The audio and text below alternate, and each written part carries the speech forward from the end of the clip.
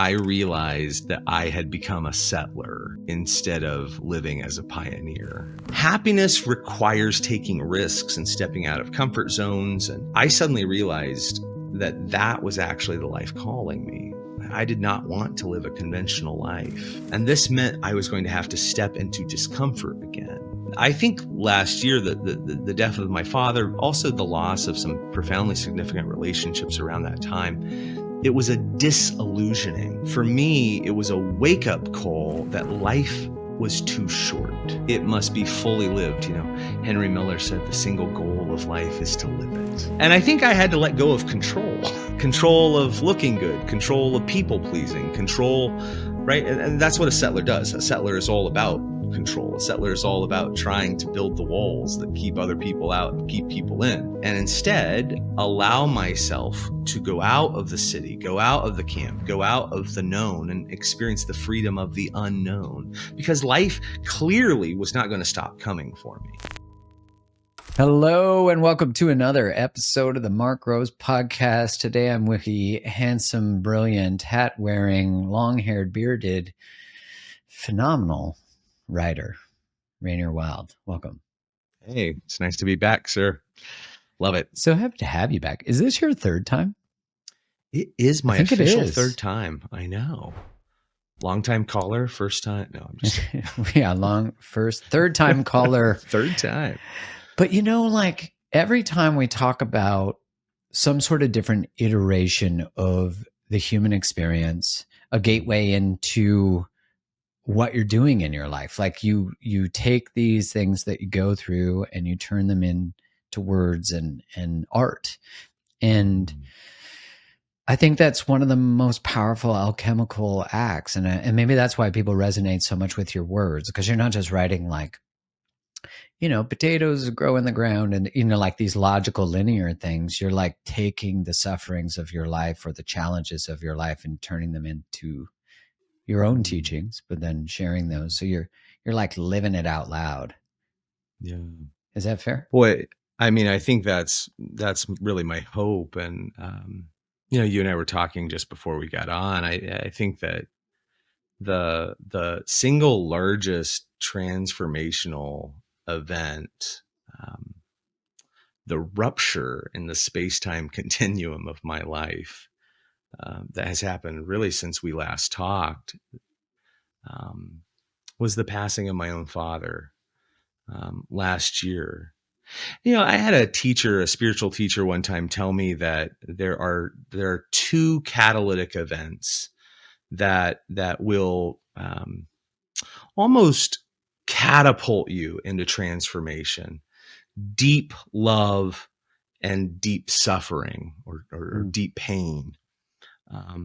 And often they're wrapped up in each other. And I was not prepared. I was in no way prepared for that moment. They used to call that the baptism of tears. And I think that those last few moments with my father, when he passed, which was not unexpected, but it was sudden, right? And there in the hospital bed as he's passing and becoming, more of a child than he had been since childhood, I think. And that voice, which, I had been a child, had always kind of boomed out and caught my attention, now is stilled to such a whisper. And eventually he lost his voice and he's really just using his fingers to almost pound out Morse code on our hands, kind of whispering. And then eventually his voice kind of came back and he looks up at me and he barely breathes out what would be his final words. He says, "You're the apple of my eye, kiddo." And of course, these are the words I've literally been waiting my whole life to hear. And I got shivers. What do you do with a moment like that? And I think that when those things happen for you, it all just sort of cracks open. I remember sitting with a friend a week later and I'm just sobbing. We're there at a bar, as one does, a dive bar. And he had experienced the loss of his father a year earlier on the same day, actually to the same day. Wow. And he looked at me and he said, "This is a fine caviar. It is rare. Enjoy, delight in, experience every last bit of it." And I think what he's saying, and what I understood and took away from that, is this moment passes you by but once, and you better take it all up, take it all in. And I think that grief would become a powerful recognition of love in my life. Yeah, and our society doesn't model that. Like, how do we be with that? How to have someone who's really discovered the richness of loss. Those are the people I think ideally we want to sit with in those moments, as opposed to people who have run from their losses. Mm-hmm. And I think we run from them till, life catches up enough that you can't anymore. I think grief has that nature that it demands that you feel it, but there's plenty of monetizable strategies to make you not feel it. Mm-hmm. Yeah. I think that oftentimes when those cracks in the ice form, when we lose someone, or we lose our reputation, or we lose a lover, or there's a sudden rupture, and we start to feel things buckle, we start to go under with the flood. That's when we want to get all the stuff back. That's when we begin to desperately cling to these monetizable strategies, as you said. Please, someone help me get my job back, my wife back, my car back. And it's like a country song in reverse. It's like, let's get it all back. Let's patch back up the ice. But I think real healing, begins when we're willing to pry open those cracks in the ice and go deeper. I think we grieve when we've cared deeply enough to let ourselves be wounded. Grief is really for those who have had their hearts broken open fully. And I think that's actually also the terrain of joy and love. Yeah, I agree with that you actually can't experience love and joy without having a capacity for grief, because every moment that is joyous will cease to exist. Every love that you have, even if you go first, it ceases to exist. So like, in the potentiality of every experience is the loss of the experience, or it no longer existing. And that's a reality of our human experience. Maybe it's through the algorithm feeding us dopamine rich reels that make us not have to be with that existential truth. And I'm curious how you see, in your experience of being, a writer on Instagram and expresser on the line, that how do you see the way that algorithms and maybe our society is structured? How do you see that impacting? And did you feel the call of that, or the maybe the openness, or the susceptibility to that, or mechanisms, so that you could escape the grief of your father's passing? This is so interesting. I love that you asked this, because I think, when grief strikes, grief is not coercive. Like, I think grief is something we permit. We can't escape grief. And I think that grief awaits our consent. It's like a process we presence ourselves to. And that's why grieving is not linear in my experience. So, I think that first week, after my father's passing, like, the best I could do was actually come home, lie next to my wife, and actually scroll through reels that my 15-year-old son had sent me on Instagram that were like disturbing, hilarious, like appalling, and why the hell does he have access to these reels, and where the parental control's gone wrong, kind of moments. But actually I was so happy in some ways to have those, because I wasn't necessarily willing to consent just yet to that.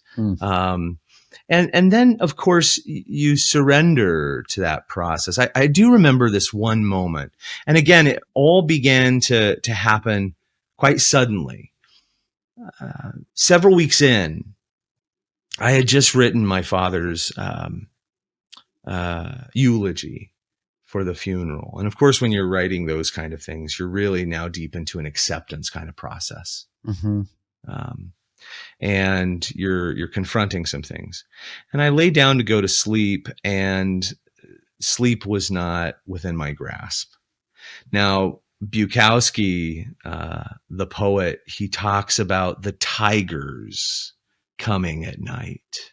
And in my experience, they're less like tigers and more like fire-breathing dragons. You know, it's like the tigers or the fire-breathing dragons, whichever they are, they come for you. And in my case, I was lying there and I was just bombarded with these thoughts, just overwhelmed with images of my father that I could not shake, and the sound of his voice, and it just, I could not accept it. I began to try to push them away. I wanted to struggle against them. I wanted to do anything I could to avoid them. I felt like I was kind of clutching at my chest. I needed to find one of those damned reels again that I could laugh at, you know, but my wife is sleeping, so I can't rightly pull open my phone. And then suddenly I consented to those thoughts. I allowed the tigers to overwhelm me, and I suddenly began to sob. And I sobbed and I sobbed, and my body was racked with great sobs. And what a beautiful moment, because sleep carried me away. Saying that, it makes me want to recite the poem that Bukowski wrote. Could I do that? It's very short. Of course. It's called For Jane. And, you know, we often think of Bukowski, Charles Bukowski, as, you know, a really very troubled, which he was, troubled and perhaps very crass poet, which he also is. But some of his poems for Jane, who was the woman he was with for a number of years, who died of cancer, are just some of the most gripping and touching poems I've ever read. This is one of them. It's called For Jane. He writes, 225 days under the grass, and you know more than I. They have long taken your blood. You are a dry stick in a basket. Is that how it works? In this room, the hours of love still make shadows.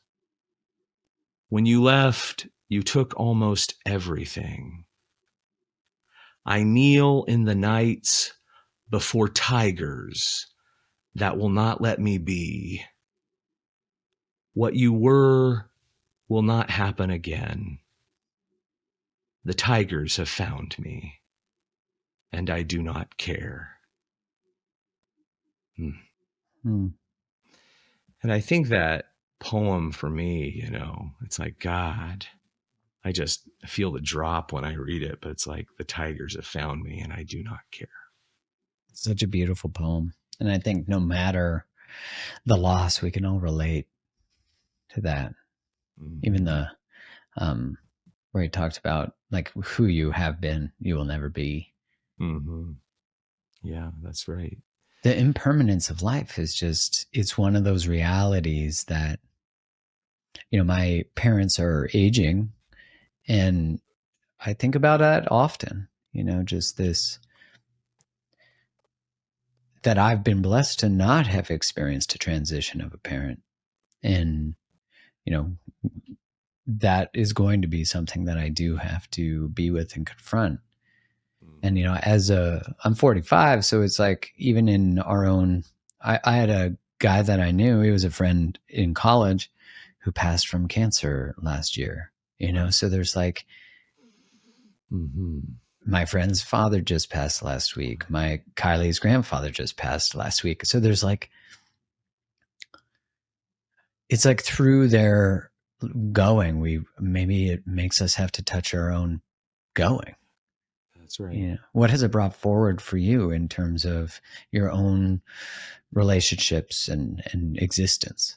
Yeah. I mean, I think I was equally unprepared for that. I had no clue what it would bring about. I remember one friend saying, wow, I didn't think you would actually take it so hard, which is an odd statement, for someone to make. It's like, well, he's my dad.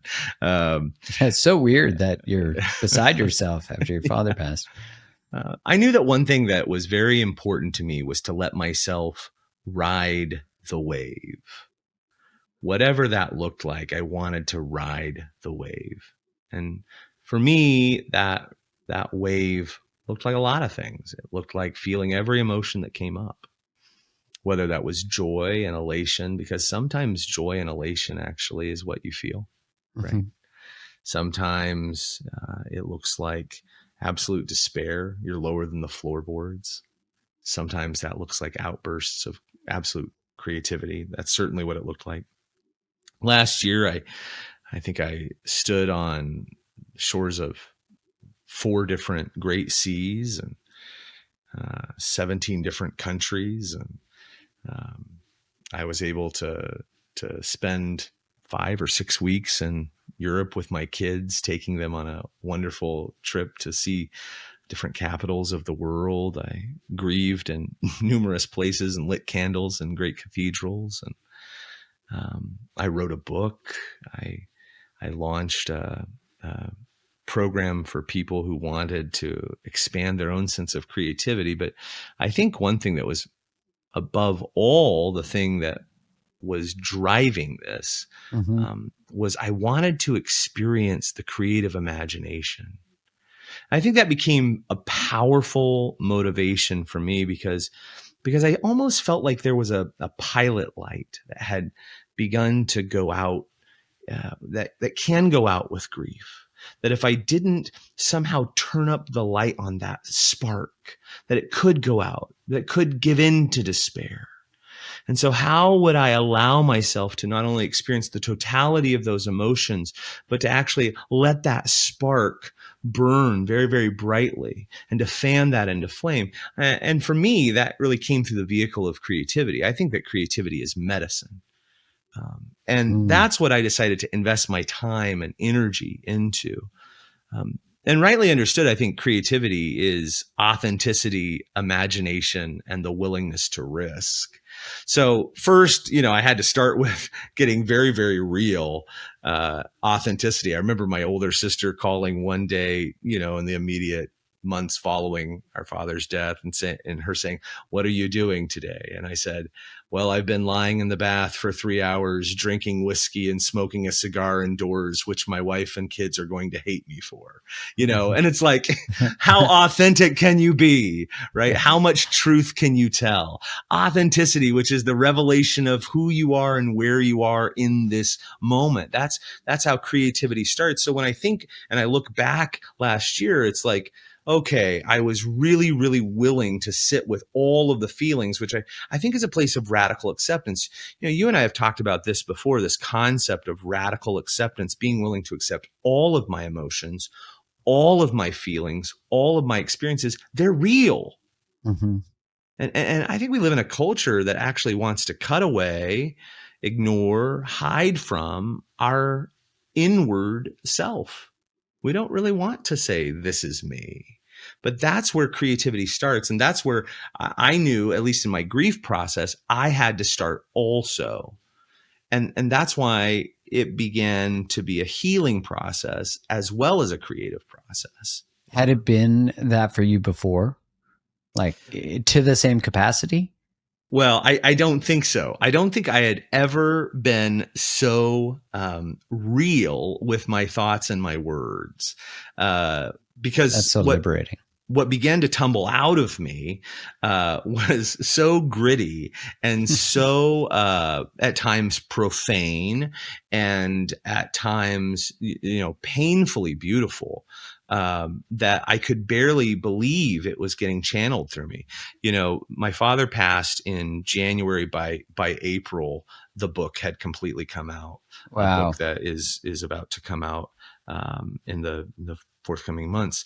And, for me, that was a powerful catharsis. I know it was, but when I look at it, I go, well, it's actually shaped everything, and I think seeing your words spread out before you, bearing witness to even the conditioned thoughts and giving birth to those previously unseen regions of your soul, thinking a thought all the way down and following it. A lot of people ask me, like, do you meditate? Or like, do you go to church? Or do you go to therapy? No, I write. That's what I do. Like, I actually consider myself and my journal and my writing to be the most profound purveyor of my soul. I know myself. And when I place my attention on myself, when I step into that creative flow, I am able to see myself as a self. And so creativity opens a possibility where I can bear witness to the shape of me. That's really interesting, because I have a friend who talks about how the relationship a mother has to a child is actually what reinforces the child's existence of itself. So this idea that, and let me qualify that, an attuned mother. And I'd say a father is important, but not as important as a mother, and that I am a father, so I'm not devaluing fathers. But like, let's be honest, there's a biological mechanism that is innate between mother-child, of course. And I know we get sensitive, but it's like, that's just true and that's just life. So let's just move forward. But it's like, what's really fascinating is in the work that he talks about is like, through a mother attuning to a child's needs, the child then is reinforced that they have a need. So it's through the response to the need or the call or the cry or the whatever that the child's experience of itself is done. And so when you were talking about your journey within yourself, your relationship to self, it is validated through the expression of now I'm bringing out of me what is inside of me. So there's an inside of me. And I thought he was talking about, and it's Mark Wolin, he was talking about how actually our healing as adults is if it didn't occur, which for most of us it doesn't, we are actually installing a self. And so I thought about that through my own creative process. That's why I love what you said, is like through my own creative process of exploring the thoughts and feelings that were really going on below the too much drinking, the one night stand, all that stuff, was actually the experience of a suffering self that, call it cultural, call it familial, call it whatever, for whatever reason, I created the idea that it wasn't safe for that self to exist in the external world. And so when you were talking about grief starting to transcend into words or creativity or pain and suffering becoming something, even if you write under a pseudonym, there still is the beginning of something that is inside becoming outside. And so its existence is validated, even if it doesn't make sense, which I think only when you get it out, like you write, I'm afraid. I feel like I've let myself down. I'm ashamed about this. I've never processed this. There is still the ability, hopefully, that we can then discern the validity of the thought or idea, but there's non-judgment in the writing. Do you know what I'm saying? Absolutely. Well, again, priests knew this. The Catholic Church knew this. I mean, that's why they installed confessors, this idea that someone would bear witness to our inner thoughts. Freud knew this. This is why he installed what he called a new generation of priests, called later therapists, who would hear our thoughts. Therapists know this today. That's why they tell you to entrust your secrets to them.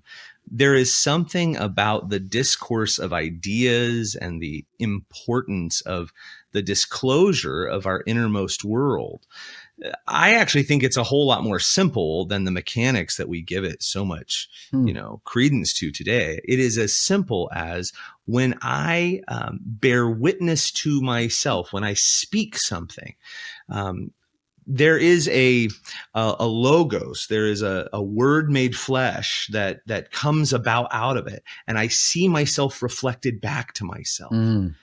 And I am able to then enter into a becoming, a beholding and a becoming. And I can then discern, do I like that? Or do I want to shed that? Yeah. And I think it's a powerful process. I think it's necessary till it's not, and even then I don't know that it ever becomes a not, because it's once you've experienced I remember the first time I ever experienced being creative by, as an adult, because I would say that creativity was sort of taught out of me. I think it's, have you ever seen Sir Ken Robinson's TED Talk called, I love that. Our school is ruining our creativity. Yeah. That they teach us from the neck up, and, Yep. it was because I went to go buy, I wanted a shelving unit for a loft I had. And it was from Restoration Hardware, but I didn't have the finances for a Restoration Hardware shelving unit. And so I was like, I could probably build this. It was like pipes and wood. And I'm like, well, I can't afford it, so maybe I can build it. And I had no idea what I was doing. I'd never built a piece of furniture. Mm-hmm. But I remember buying the pipe from Home Depot and the fittings and the wood and learning how to stain and all that kind of stuff. And I remember when I created it, I was like, oh, this is actually pretty nice. This is, wow, I made this. And it broke the rules I was taught that I wasn't an artist, that Mm-hmm. I was like, well, people could make a living out of this. I remember thinking all these things I had to do finance. I had to become this. I was a pharmaceutical rep. It's I had to do something that was practical. And I was like, wait, there's actually something really profound about impractical. There's something, it's when I first started teaching relationships, I was told, you'll take a leave of absence from your job. What happens if it doesn't work? And I just did an art, a friend of mine ran this art session, and it was on abstract painting. Mm. And I've never done I can't remember the last, and maybe I did as a kid, but he said, just start and create. He said, the key to it is to create contrast. So if you draw something messy over there, put something ordered over here, and you start to play with the opposition and difference. And there was one person who had created this epic, little drawings, and it was nice. And he came along and he took black and he just put it right across the middle. And he's like, now it's good. Start here. Oh. Right. And I thought, isn't that it's amazing when we don't, when you're teaching people how to be creative. Mm-hmm. How do you teach someone how to be creative, right? There's sort of a paradox to that. Yeah, I mean, this is an interesting thing. I taught a workshop on Pablo Neruda, and one of the things that you really get out of Pablo Neruda, the great Chilean poet, is that he slams together words that don't belong together. And so, when he says her eyes are full of absence, you're like, what? What a great way to say it. I've never thought of that. But as soon as you hear it, you know exactly what he means. Full of absence. So right. Good. Rivers of grief with endless shore. And you're like, oh my God, I never would have known to say that. But now as he says it, I will never not say it that way again. And so I think that there is something about creativity which is unexpected. So if then we move from authenticity to imagination, well, what is that? Imagination is doing the unexpected thing, right? It is actually slamming the thing that doesn't belong there with the thing that does, right? Which is what your friend did, or that person did with the marker, right? I think the truth is, we think we use language. Language uses us. And that's what Martin Heidegger, the great philosopher, taught us, the existential philosopher. Culture is embedded in our words, and it tells stories with our lives. And I think our lives are kind of like these melodramas, and we are characters without consent. And we kind of go along these very scripted ways that are very unconscious. Mm-hmm. And I don't think we're terribly creative. I just think we're profoundly boring individuals for the most part. And when we look at our lives basically bear the characteristics of a William Shakespeare play, mostly, that we got drafted into, and we play roles for a very small paycheck. But if we can latch on to trying something different with our lives, and often it comes in the form of actual creativity, of taking that marker and striking a line through it, or smashing a word together with another word that doesn't belong, or putting yourself out on social media and actually doing something that doesn't match what everyone else is doing. I think that's why creativity is a kind of rebellion, rightly understood. Imagination is like a Molotov cocktail that you throw onto like the armored oncoming realities of life, right? And I think you take that thing that owns you, which is language or culture, that manhandles you, words, ideas, stories, images, and I think you turn the tables on it. And I think that's what creativity really is. It's kind of like raising a red flag. And, I remember when my dad, when I was young, his own father passed away when he was 35, I think. And I just remember waking up as a kid. I was only 4 years old. I would traipse into his room. I can still see him hunkered over his own writing table. And he was scribbling on these yellow legal pads. And we would give him these, silver cross pens. I don't know if you had those. Yeah, I remember those. And I think we would pool our money together as kids and give them to him. And every Christmas he'd get a new one. And I don't know what he was writing on those yellow legal pads. I have no clue what words he strung together there in the mornings. I think he was probably just trying to deal with his own grief, his dad passing. But I know that in the wake of my father's passing, that I began to slam words together, and I would get up early in the morning. I would find my thumbs flying on my modern typewriter of a phone, and I was like committing these quiet acts of rebellion. I was like pushing against the despair and finding myself within those words and stitching together a life beyond the words that were using me. Yeah, so it was both like a medicine, authenticity, but then it was a rebellion in imagination. I think even the birth of that thought that creativity is in some way a rebellion against the mimetic nature of culture, right? And mimetics, but like memes tell a story of culture, of satire, of all these different things. And if anything, the internet has created is this savagery, right? Of like, the internet wins all the time. It's so smart and it's mean wins. and it takes no prisoners. Like you think of the people's images that have become like I think of this like woman who must have been a protester, but she's like the face of every meme that's about an angry feminist. Like I feel whoever she is, I feel so bad for her because it's like or the little kid who has the fire behind her walking away from, right? Mm-hmm. Which, we've all like used some elements of these or not, but I haven't used the feminist one. Never. But I definitely have used the burning lady one. But I say all that because have you ever heard of the anthropologist? Oh my God, I'm forgetting his name right now. He is Canadian. Oh my God. Anyways, he talks about how, and this is, just true anthropologically, if you want to get rid of a culture, get rid of its language. We knew this, like, that's what colonizers would do, is come in and say, you can't speak that language anymore. And you steal a culture, you rob a culture of itself. And he talked about how like language is of story, right? Mm-hmm. How story and narrative, and that's how we learned. And he talks about how every culture sees other cultures as a failure to be them. And yeah, I wish I could remember his name right now, but he's a profound teacher talking about how like we believe technology is the ultimate act of human achievement, but we couldn't be further from the earth. And I say all that because what I really love about you're talking about is like,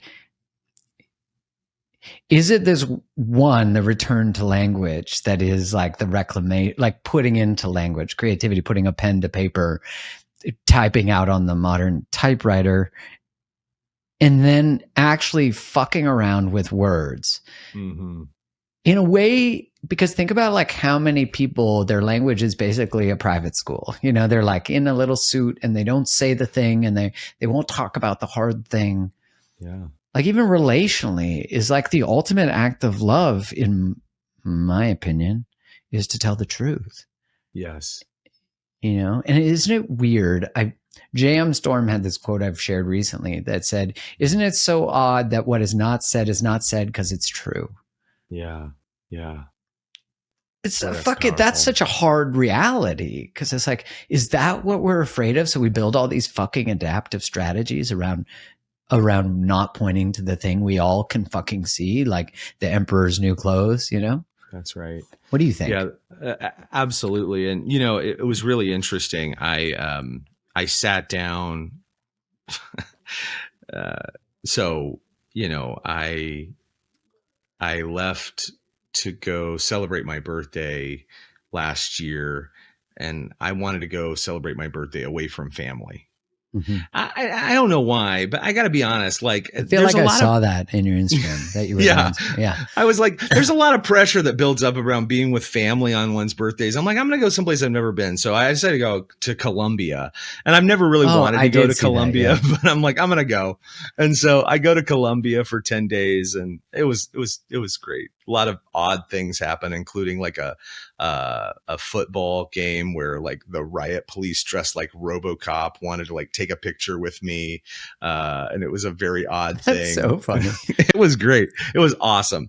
And it was actually there that I ended up pouring out what would become this book, Love Against Time, which is all about love and loss. And a lot of it has to do, at least thematically, with endings and beginnings. And so much of it is inspired by my father's passing, but is really the story of part autobiographical, but part just stories culled through my life, but of affairs and debauchery and beginnings and endings in love and romance and death and tragedy and the grit and the glory and the beauty and the ugliness and the sadness and the triumph of it all. And so much so that one of my editors looked at me and one early stage, a peer reviewer, and they said, if this is love, I want none of it. You've written something true, and that's I know. Yeah. And I looked at my wife and I said, is it okay if funny. I'm this honest? Is it okay if I'm this honest with my life? And she said, I would hope for nothing less. And I think that kind of gets to your point. Like, we're so terrified of being that honest, but it's like, this is your story. That's actually all you've got. Like, I think it's really funny. Like, we're so terrified of telling our stories, but it's the only story you've got. Why wouldn't I talk about it? What am I going to tell a different person's story? Well, and think about how much is liberated through the telling of your story. All of a sudden, other people are like, that's my story. And then we might, read it secretly. It's like that. Have you heard of that book, which is just like destroyed? It's called I'm Glad My Mom Died. Oh, yes. By Jeanette McCurdy. I haven't read it, but I've heard, obviously, reviews. There's like 70,000 reviews on Amazon, so it's been read by a lot of people. And I think about it, it's like, that's so many people's stories they so wish they'd written or they identify with, just like the story of loss of a parent, that you do feel really broken by, not liberated by. Yeah, it's in telling the story of your own life that other people are like, because isn't this do you think this is similar to our experience of things like reality TV? Well, right. Although reality TV being so highly scripted, it's like that's the we paradox there. We want to see reality, but we want to see something that's curated reality, much like Instagram feed. Exactly. Like, give me a partial reality. The thing is, like, what kind of life are we creating? What kind of story are we telling? And that actually became, the other thing that was of pressing importance to me coming out of that time was like a communal aspect. I knew that I needed fortification. And so when we talk about, there's authenticity, there's imagination, but then there's risk taking. One of the risks I really wanted to take was to begin to invite other people into this community of telling a new kind of story, just as I was doing, so my developing theory was like, we tell our lives through stories, and some stories like liberate us, and often a lot of stories keep us pretty stuck.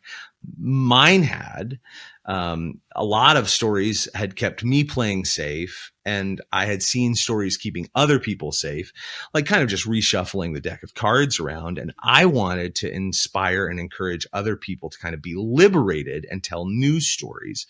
So I decided I would start a class. And actually, my only intent was to start one class. I was like, I'm just going to teach one class. I'm going to do this one class, and it's going to be like a writing class or a poetry class, philosophy class, psychology. I just did not have a good beat on it. I was terribly messy around it. I didn't even tell my assistant at the time I was doing it.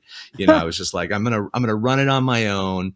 And I decided I was gonna to do it loosely on the theme of Henry Miller and Anais Nin, these two, authors in the 30s. And they had a bit of a love affair, and I was going to use their love affair as the background for a greater web of conversation about our life. And so how would their story play out in our life? And that's always the question, like, how does this apply to that?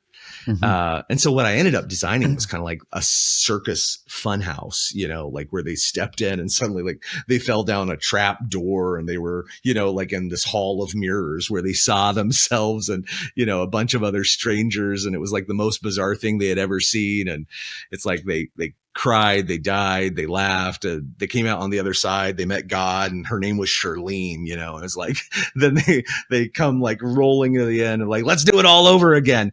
And I was like, crap, I've got to design another class. And so then I said, great, let's do one on Ernest Hemingway next. And so, eventually I decided I would set up this monthly master class where we, talked about editing your life with Ernest Hemingway, or practical magic with Mary Oliver, or revolutionary love with Pablo Neruda. But the idea was that we would take these artists and provocateurs and try to understand whether or not they were accomplishing their mission. And so this became a really important concept to me based upon the loss I had just experienced. Like, I began to have this idea, and I've never shared this, by the way, Mark, publicly. I've never actually talked about this with any of the people in the group. Expose. I know you're getting this first, folks. Yes. But this idea that I kind of began to develop this theory that people, especially evidenced in some of these very high profile celebrity people, will say, almost seem to have something they're trying to break through in life. They're trying to bring through.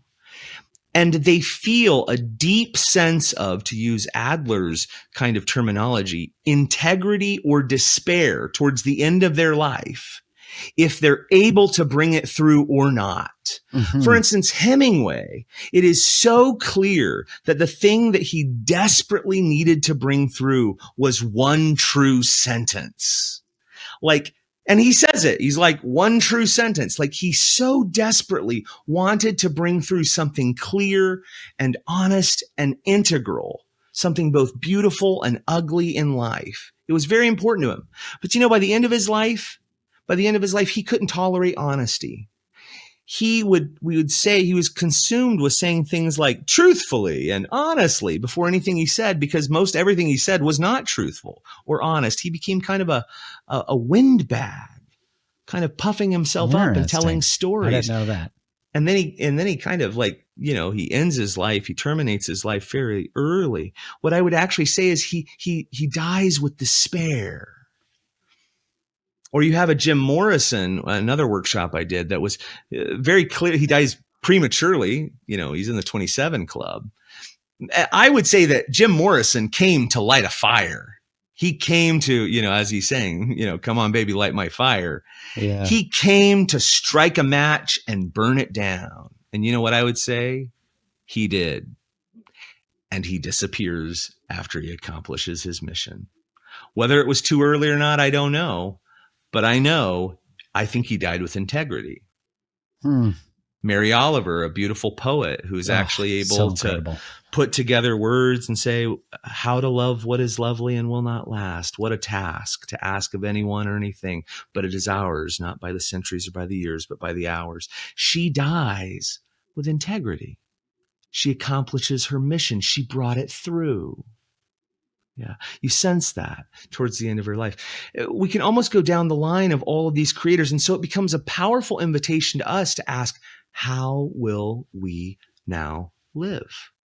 So this whole thing that became, what I ended up calling the creators, and then brought in some collaborators like our mutual friend Kelsey Grant, and we provided some additional resources and classes and doing these things, was how can we actually become life artists?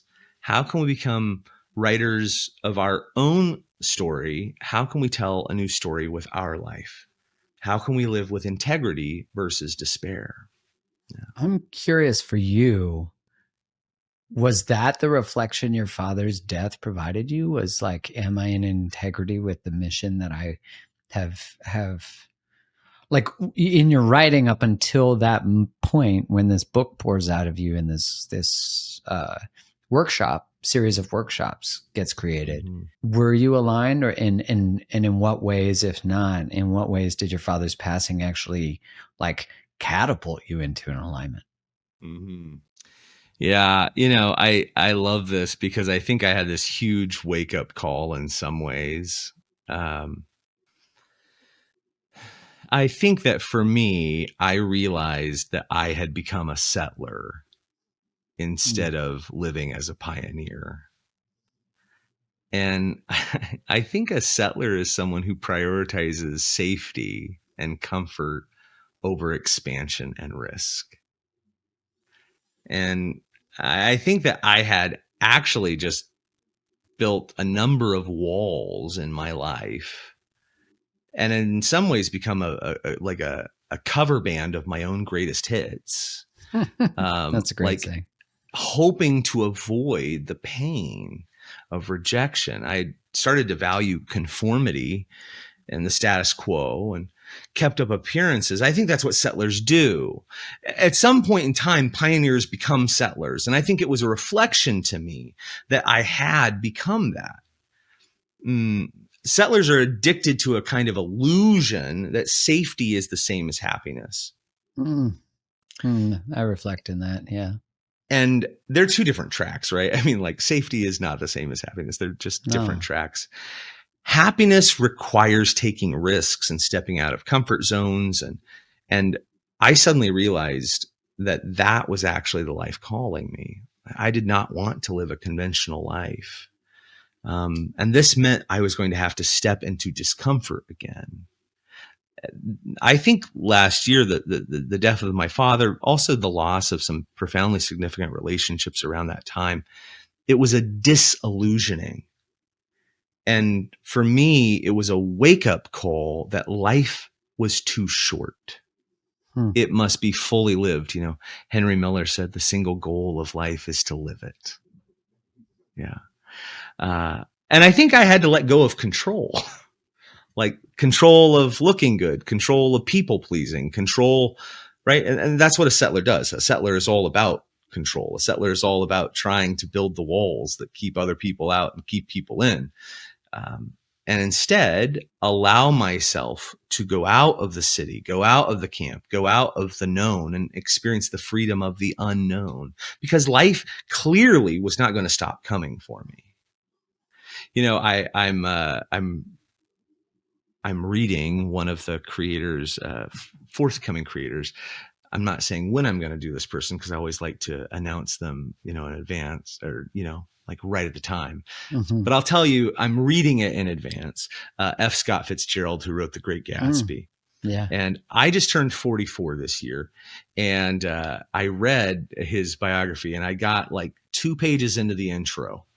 And it talks about him getting up in the morning in Hollywood, and it's like he'd done a string of pretty good books that had done really well, including The Great Gatsby, and he goes to get ice cream. He's about to go get ice cream, and then he has a heart attack and he dies, 44 years old. And I closed the book. I was like, too close to home. Like, I can't do this. And I think that's it. Like, you can lose at whatever game you choose. So you better live all out. Right. And a settler thinks that the white picket fence is actually going to keep them safe. But a pioneer knows that actually death is hunting for them and chooses to go outside of the white picket fence and hunts death back. What do you think of the line then between apathy and having enough? Because I think of like the settler being, I do agree that there's like, there's no longer the adventure or the curiosity or the going on the journey. There's something about that. So do you think there is a line between apathy and appreciation? Maybe that's the word, or gratitude? Yeah, I think, contentment, which I would describe as or fulfillment, another word for joy, is a really beautiful way of saying it. I think we probably should live with as an internal state of being. On the other hand, I think that there's always a sense of a beautiful sense of a restlessness that should always be there. Yeah. And maybe not for everyone. I think that is probably another truth. It may not be for everyone. I can imagine that some people listening to this might say, "Oh gosh, that might not be for me. I might not be a pioneer. Give me the 3-car garage and the white picket fence." And God bless you, by the way, if that's you. That just never seems to work. I think it takes a lot of courage either way, by the way. The poet Rilke, who's always been one of my favorite poets. Yeah. He has this paragraph that I found in an obscure diary. I'm going to read it right now, if that's okay, because it's so gripped my heart. And I've always been touched by it. And it includes a phrase that goes to what you're saying. He says, "Poems are not simply emotions. They're experiences. And for the sake of a single poem, you must see many cities, many people and things, and know gestures which small flowers make when they open in the morning. You must be able to think back to streets and unknown cities and neighborhoods, to unexpected encounters and to the partings you have long seen coming, to the days of childhood whose mystery is still unexplained, to childhood illnesses, to mornings by the sea itself, to the seas, to nights of travel. And it is still not enough, and it is still not enough, and it is still not enough." And I've got to tell you, that repetition that he uses right there, and it is still not enough, and it is still not enough. I know that at the end of my life, sitting on the seashore, waiting for the wave to crash in and take me out into the great undifferentiated ocean and carry me into whatever is next, I will be repeating those words, and it is still not enough, and it is still not enough, and it is still not enough. Not because I lived a sad life or a bad life or a regretful life, but because I lived fully, and that's my hope, to live so fully and yet still want more. Do you think there's a line where what you're talking about is like contentment becomes apathy? Like the search, because I think the search for more is when it's like about becoming enough versus expanding from what is already enough. I think though that's a delineation that's necessary. Beautiful. Yeah, this reminds me of a very old theological statement that applied to God, but I think applies to this as well. C.S. Lewis said, "To have found you and still be looking for you is the paradox of love." That's a beautiful line. And it really, I think, captures this conversation. I think any lover knows that, right? Like, I have you. You're mine. Oh my God, I'm so secure in this love affair. And yet, if I give up and become a lazy love, right? And so I must search for you still because you are new, because I am new. And so it's like, no, it's not enough. I can't become apathetic, even within the security of this thing. Yeah, I think it takes a lot of courage. I mean, that's the thing. I really do. I think it takes courage to live a life that counts, like either way. Like, I think it'll crush you in moments. I mean, this is what I'm like learning, right? Like it takes courage to be a pioneer. Uh, I also just think it takes courage to be a settler. Like settling actually is a kind of courage too. Like not taking the leap actually is a kind of strength, like wondering what if and watching life kind of pass you by does, at least in my mind, take a kind of heroic restraint that I do not have. I think either way is hard. Yeah, it feels like it's a resistance against the way the universe works. Like you're Right. staying in stasis as things are moving. Carolyn Mason, her new book, The Power of Holy Language, she says that wounds allow us to control the pace at which life unfolds. Ooh. Yeah, so it's like we use, and so I think like if our stasis is because of fear of loving more, fear of feeling more, there is a courage to that, but it's like a courage that feels, and I'm not saying this out of judgment because I've done it. No. Yeah. But it's like a courage. Yeah, there's almost like it's like the wrong word. It's not a judgment, but there's like a cowardice to that courage in the way I'm saying it.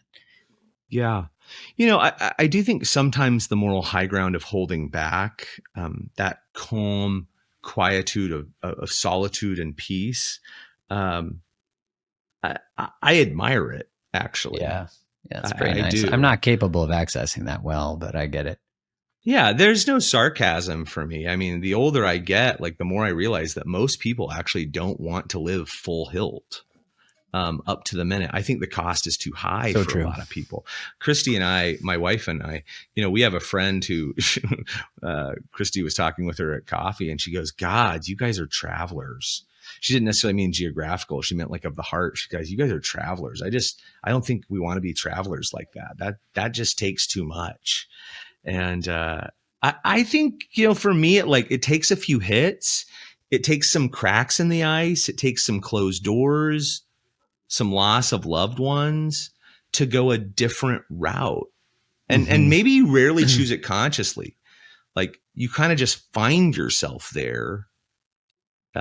Maybe it's like the myth of Sisyphus, like you're pushing up the boulder and then maybe what happens is the boulder rolls back on you enough times and you get smashed enough times and you realize I need out of hell. Or as Mary Oliver says, I was breathing a little and calling it life. And then one day you wake up. You know, again, Rilke says, again and again, we wake up. And it's like, well, maybe sometimes you do wake up. Sometimes you go to a foreign location and you're standing there and boom, something happens. You know, our youngest son is 11 years old.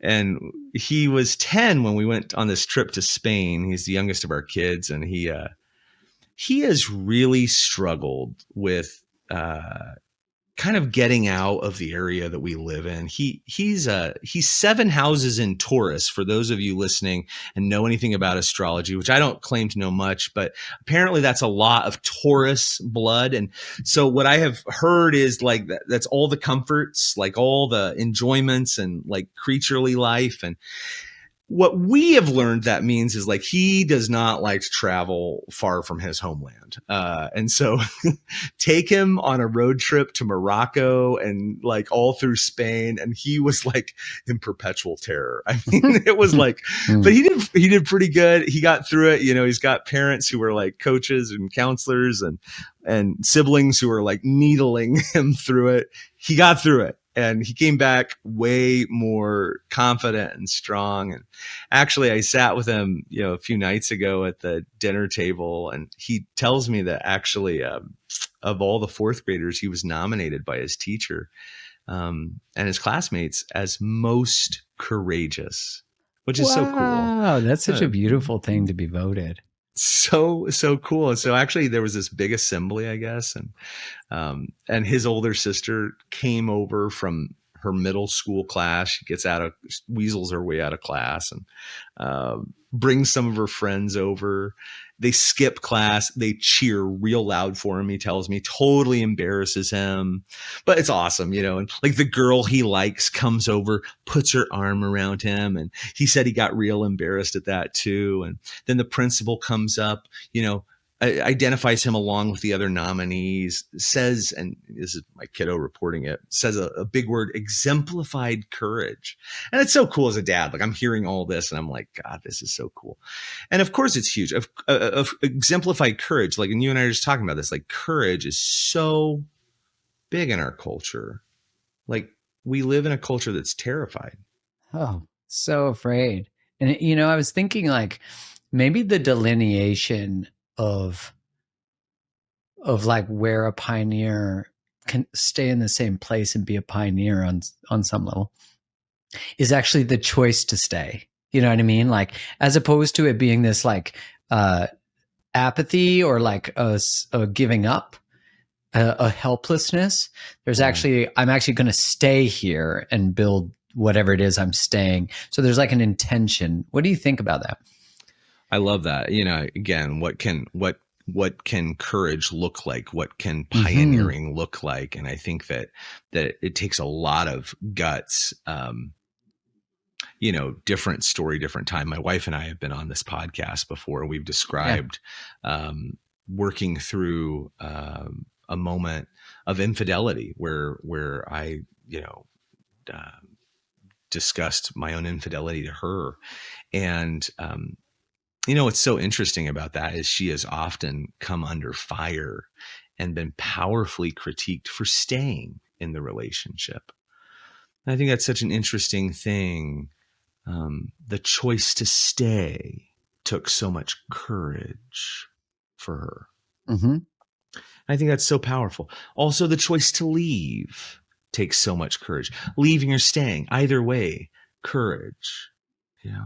Just so powerful. Yeah, it's often through our own lens of the projection of what we would do in a moment or what we, it's like when I have a friend who was working through something with a therapist, and the therapist had given this advice that I was like, oh, that's really fascinating. Has that therapist ever experienced infidelity? Yeah. And my friend was like, yeah.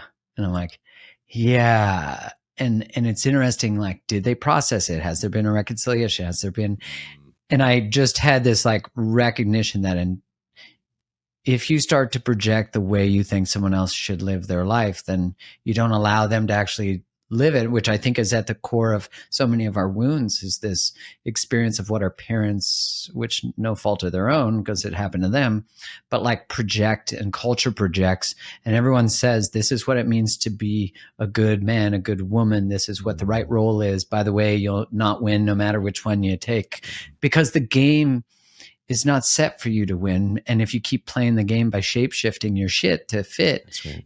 You realize, like, as you were saying, that act of rebellion through creativity, through language, like you said, we're actually pretty boring. And it's so true. It's like our stories, when they're the cookie cutter, go do this, become this, get this job, get this. It's like I'm living a normal life, but it's like, what is normality? Like, where's the excitement? No wonder we're addicted to shit like porn and like weird stuff, because there is a craving that is deep within us. And I mean, you're awakening, I'm sure, for the listener or watcher, so many aspects of like, fuck, what does this mean for me? Like, what's my rebellion, Well, I think it's interesting. You talk about staying, you talk about awakening, because, at that dinner table, as I was feeling so much pride for my kid getting that award, I asked him, I was like, oh, what was that like to win that? I mean, that had to be such a big deal. And then he got real sheepish. He said, oh, I didn't win. Like, someone else was most courageous, Dad. And man, I the look on his face was like that look that you can't explain, but you know what I mean, because you've been there too, because we've all like lost something, you know, that you thought you were going to win, and like the whole school is looking, and your sister got called out of class or came over and was cheering real loud for you, and like your family was watching, and all eyes are on you in the spotlight, and you step forward to accept the award on, you know, and you've got a small speech prepared, and your dad is super excited, and you didn't get it. So I look at him, and the only thing I know to say in that moment is, I bet that took a lot of courage, you know. I think that like I think that losing, maybe not winning, maybe actually grief, maybe failure, maybe brokenness, maybe not getting that great deal that you thought you were going to get, maybe heartbreak, maybe abandonment, maybe tragedy. Maybe those things are the most courageous openings of life. Maybe those are the things that actually lead us to the greatest cracks of our creativity. Maybe it was like what Leonard Cohen said, that the cracks are where the light gets in. Mm-hmm. Maybe that's the real courage, right? To face those places down and to let all the emotions in, right? When the air is cold and we're on needles and pins, and suddenly we're there in a clearing, feeling very, very naked and very, very awake to life. And we just stand there and stay. What a profound dialogue. I just really appreciate having these conversations with you, and just like what gets created between our conversations that didn't exist before, like ideas that I wouldn't have if I didn't speak with you. And yeah, I'm curious for people listening, where can they find more of this? Maybe some Scott Fitzgerald, all the things. Where can they find your new book? All that kind of stuff. Well, you're going to have to wait for the new book for a bit. It's in process. I'm so excited about that. It actually got pulled. It was going to be self-published, but it looks like it's going to go through a more traditional route. I'm kind of excited about that because it's going to get into more people's hands.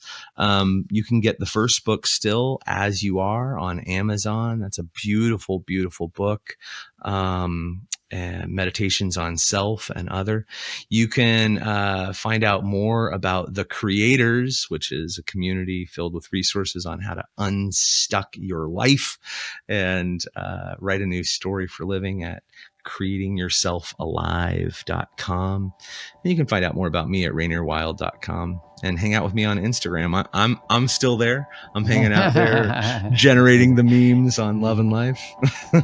Perfect. Well, we'll make sure all those links are in the show notes. And Rainier, such gratitude for you. So grateful, man. Thanks, brother.